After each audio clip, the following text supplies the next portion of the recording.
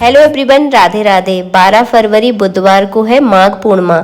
तो इस दिन आपको पूजा कैसे करनी है, क्या क्या ऐसे काम करने हैं ताकि इन सारे कार्यों को करने से माघ महीने का आपको पूरा फल प्राप्त हो। और माघ का जो महीना होता है वो भगवान विष्णु का बहुत प्रिय महीना होता है। इस महीने में भगवान विष्णु की पूजा की जाती है और गंगा स्नान का विशेष महत्व होता है। तो आज है पूर्णिमा, चलिए आप लोगों के साथ शेयर करती हूँ कि माघ पूर्णिमा पर पूजा कैसे की जाती है। इस दिन घर में जो है ना पक्का भोजन बनाया जाता है, यानी पूड़ी, हलवा, सब्जी और खीर जरूर बनाई जाती है। सबसे पहले आप जिस जगह पूजा करने वाले हैं उस जगह अच्छे से पोंछा लगा लें, झाड़ू लगा लें, उस जगह को बढ़िया से आप साफ कर लें। हो सके तो इस जगह को आप गंगा जल इस जगह पे आप जरूर छिड़क लें ताकि ये जगह एकदम शुद्ध हो जाए। तो यहाँ पे जो है ना मैंने थोड़ा सा सबसे पहले गंगा जल छिड़का, उसके बाद उसके ऊपर पोंछा लगा दिया है। अब जो है ना मैं यहाँ पे चौक पूड़ रही हूँ, आप आटे से भी पूड़ सकते हैं। मैं यहाँ पे जो गुलाल होता है उससे चौक पूड़ रही हूँ। यहाँ पर आप हल्दी का भी प्रयोग कर सकते हैं। तो मैंने यहाँ पे चौक पूड़ दिया है। चौक के ऊपर थोड़े से अक्षत या गेहूं रखकर जो है ना इसके ऊपर आपको पटा रखना है। डायरेक्ट पटा नहीं रखा जाता, चौक पर कुछ ना कुछ रखना बहुत ज़रूरी होता है। तो मैंने यहाँ पे गेहूं रखे थे। इसके बाद जो है ना इसके ऊपर जो है ना मैं पीले कलर का इस तरह से कपड़ा बिछा दूंगी।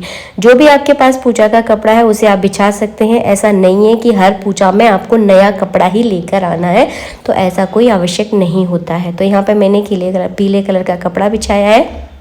अगर आपके पास तिल का तेल है तो तिल के तेल का ही दीपक आज के दिन आप जलाएं। अगर आपके पास तिल का तेल नहीं है तो घी का दीपक जलाकर उसमें थोड़े से आप तिल जरूर डालें, क्योंकि माघ के महीने में तिल का विशेष महत्व है। पूर्णिमा की पूजा में भी हम ज्यादातर तिल का ही प्रयोग करेंगे। तो यहाँ पर मैंने एक फूल में चंदन चावल लगाकर दीपक का पूजन कर दिया है, जो कि बहुत जरूरी होता है। दीपक का पूजन हमें अनिवार्य रूप से करना चाहिए। इसके बाद जो है ना यहाँ पर हमने सिपाड़ी के रूप में गणेश जी की स्थापना कर ली है। अगर आपके पास घर के मंदिर में गणेश जी हैं तो उनको यहाँ पर विराजमान करें, अगर नहीं है तो सिपाड़ी के रूप में गणेश जी का पूजन जरूर करें। सबसे पहले हम यहाँ जो है ना 4 बार इस तरह से गणेश जी पर जल चढ़ाएंगे। शुद्धि के लिए जल चढ़ाना है। उसके बाद जो है ना आपको चंदन और तिल से जो है ना तिलक करना है। इसके बाद कलावा रूपी वस्त्र अर्पित करेंगे, जनेऊ चढ़ा देंगे। तो इस तरह से जो है ना गणेश जी का पूजन हो जाएगा। पूर्णिमा की पूजा है तो आज के दिन व्रत भी कुछ लोग करते हैं। अगर आप व्रत करना चाहते हैं तो दिन भर आपको व्रत करना है और शाम के समय चंद्रमा को अर्घ देने के बाद आप भोजन कर सकते हैं। इसके बाद मैंने यहाँ पर भगवान विष्णु और लक्ष्मी जी की तस्वीर रखी है, तो इसमें 4 बार मैं जल चढ़ाऊंगी। जल चढ़ाने के बाद तिलक करना है, कलावा रूपी वस्त्र अर्पित करना है। अगर आपके पास पीले कलर का अंगोछा यानी दुपट्टा है तो तस्वीर पर आप दुपट्टा जरूर ओढ़ें। इसके बाद मैंने एक बड़ा सा बर्तन ले लिया है। इसी बर्तन में मैं भगवान को स्नान कराती हूँ। तो तिलक सबसे पहले नीचे मैंने चंदन का तिलक लगाया है। उसके बाद तिली का आसन देकर भगवान को विराजमान कर दिया है। लड्डू गोपाल की जो है ना मैं पूर्णिमा के दिन पूजा करती हूँ। अगर आपके पास भगवान विष्णु की मूर्ति है तो आप उनकी भी पूजा कर सकते हैं। भगवान शालिग्राम की भी आज के दिन आप पूजा कर सकते हैं। तो मैंने सबसे पहले जल चढ़ाया, उसके बाद पंचामृत चढ़ाऊंगी। उसके बाद जो है ना शुद्ध जल से भगवान को अच्छे से स्नान करवाऊंगी।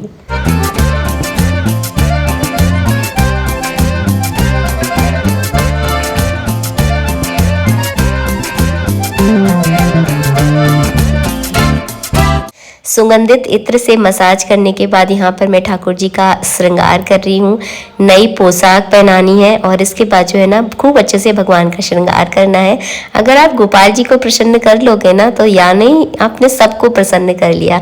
और इनको प्रसन्न करना बहुत आसान है, बस थोड़ा सा प्यार इनके साथ आपको जताना पड़ेगा। यहाँ पर मैंने ठाकुर जी का अच्छे से श्रृंगार कर लिया है, तिलक कर दिया है और तिल से ही जो है ना मैं इनके मस्तक पर इस तरह से जो है ना तिल चढ़ा दूंगी। आज के दिन आपको तुलसी और तिल लेकर भगवान को जो है ना आपको अर्पित करना है। वैसे तो गोपाल सहस्त्रनाम के नामों से जो है ना भगवान पर तिल और तुलसी जो है ना चढ़ाई जाती हैं, वैसे वो विस्तार रूप है।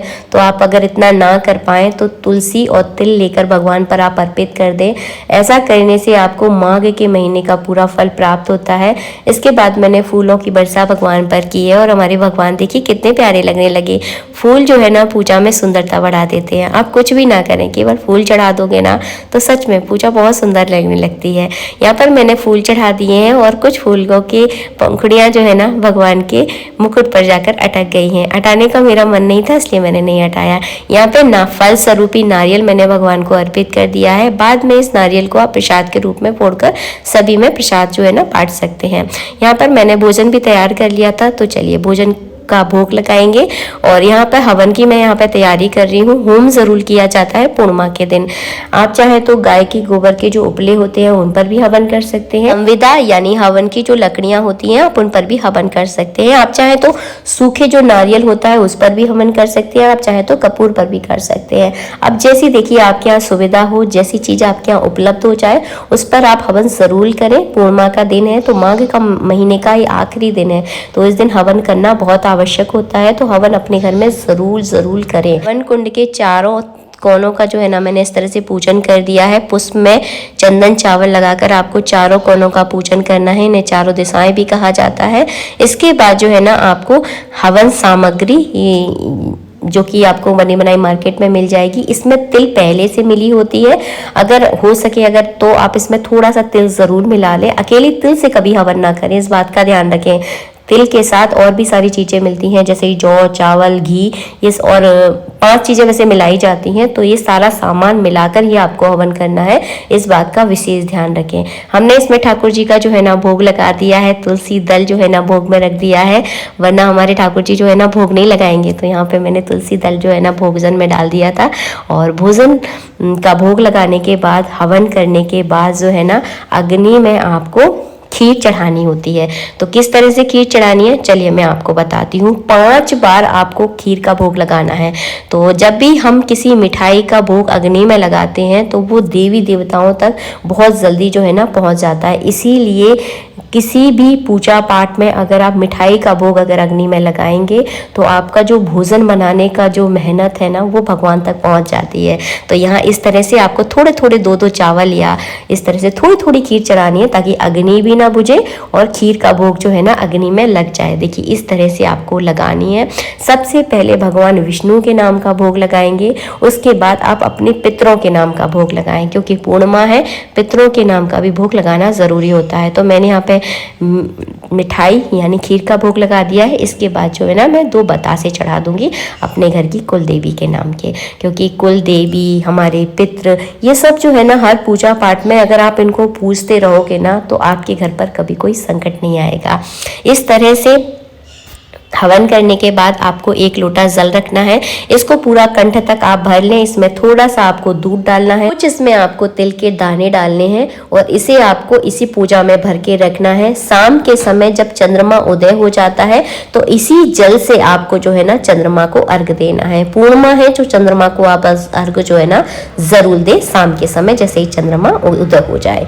तो इस तरह से जो है ना पूजा की जाती है। इसके बाद आपको सिंदूर, गुलाल, अबरक और हल्दी जो है ना भगवान पर आपको इस तरह से चढ़ा देनी है ताकि हमारी पूजा में जो है ना 4 चांद लग जाए। इसके बाद आपको दान दक्षिणा चढ़ानी है। तो पूर्णिमा का दिन है, माघ के महीने का अगर आप पूरा फल प्राप्त करना चाहते हैं तो कुछ दक्षिणा या कुछ कपड़े या फिर सूखा राशन पानी आप किसी ब्राह्मण को दान कर सकते हैं। आप चाहे तो अपने मान धान को दान कर सकते हैं। आप चाहे तो किसी मंदिर में भी आप दान कर सकते हैं। आप चाहे तो किसी भिखारी को भी दान कर सकते हैं, क्योंकि ये माघ के महीने की पूजा है। तो मैंने 4-5 ऑप्शन आपको बता दिए। दान पुण्य आप जरूर करें, आप सबके लिए बहुत लाभकारी होगा। इसके बाद आपको आरती करनी है। आरती में अपने पूरे परिवार वालों को बुला ले और साथ में मिलकर आरती करें ताकि इस पूजा का हम सबको और पूरे परिवार को फल प्राप्त हो पाए। तो आरती मैंने हो गई है हमारी। इसके बाद जो है ना हम इस तरह से जल का अर्घ दे देंगे, हाथ जोड़कर प्रार्थना करेंगे कि हमें जो है ना इस पूजा का पूरा फल प्राप्त हो। और आज के दिन यानी माघ पूर्णिमा के दिन जब आपके घर वाले स्नान करें, आप स्नान करें, तो स्नान के जल में थोड़ा सा गंगा जल जरूर डालें, क्योंकि आज के दिन गंगा जल का विशेष महत्व होता है। और इस तरह से जो है ना अपने पूरे घर में आपको थोड़ा थोड़ा गंगा जल जो है ना अगर हो सके तो जरूर छिड़क लें। इसके बाद जो है ना तुलसी पूजा करनी है, तो तुलसी में 1 लोटा जल चढ़ा दें, रोली तिल से जो है ना तुलसी का पूजन कर दें, पुष्प चढ़ा दें। और हाँ, जो भी आपने घर में जो भी पकवान बनाए हैं उस पकवान का भोग घर की तुलसी माता पर आप ज़रूर लगाएं। हमारे घर में अगर बरकत होती है तो उसका बहुत बड़ा हिस्सा होती है हमारे घर की तुलसी माता। कोई भी आदि व्याधि आने वाली होती है तो तुलसी का पौधा झलका देती है कि हमारे घर में क्या होने वाला है। हरी भरी घर की तुलसी जो है ना खुशियों का संकेत होती है। तो तुलसी पे जो भी तीज त्योहार हो हर समय अपने घर की तुलसी पर भोग जरूर लगाएं। लास्ट में हवन में जो है ना मैं डाल रही हूँ यहाँ पर गूगल। बहुत सारे लोग पूछते हैं दीदी गूगल क्या होता है, तो गूगल जो है ना जहाँ पर आपको पूजा का सामान मिलता है वहाँ पर मिल जाएगा। गूगल एक सुगंधित पदार्थ कह सकती हूँ मैं इसको, वैसे मुझे नहीं पता है। अगर आप इसे अग्नि में डालते हैं तो बहुत अच्छी खुशबू पूरे घर में आती है और इससे आपके घर की नेगेटिव ऊर्जा खत्म हो जाती है। और घर में अगर इसकी सुगंध अगर आप फैलाते हैं तो आपके घर के लिए बहुत ज़्यादा लाभदायक होता है। ये थोड़ा सा महंगा आता है, आप देख लें आपके बजट में आए तो आप ला सकते हैं। वैसे बहुत अच्छा होता है, बहुत ज़्यादा बड़ा टुकड़ा नहीं डालना होता, छोटा सा टुकड़ा आप अग्नि में डाल दीजिए और इसकी धुनी देना है आपको, इसको जलाना नहीं है, इसकी धुनी जो है ना पूरे घर में देना है और इससे आपके घर की बहुत अच्छी ऊर्जा जो है ना आपके घर में आती है। आशा करती हूँ वीडियो अच्छा लगा होगा। वीडियो अच्छा लगा है तो प्लीज़ वीडियो को लाइक कीजिएगा। मिलेंगे आप सबसे नेक्स्ट वीडियो में। और हमारे गोपाल जी आज कैसे लग रहे हैं कमेंट बॉक्स में मुझे कमेंट करके ज़रूर बताना। राधे राधे, जय श्री राधे।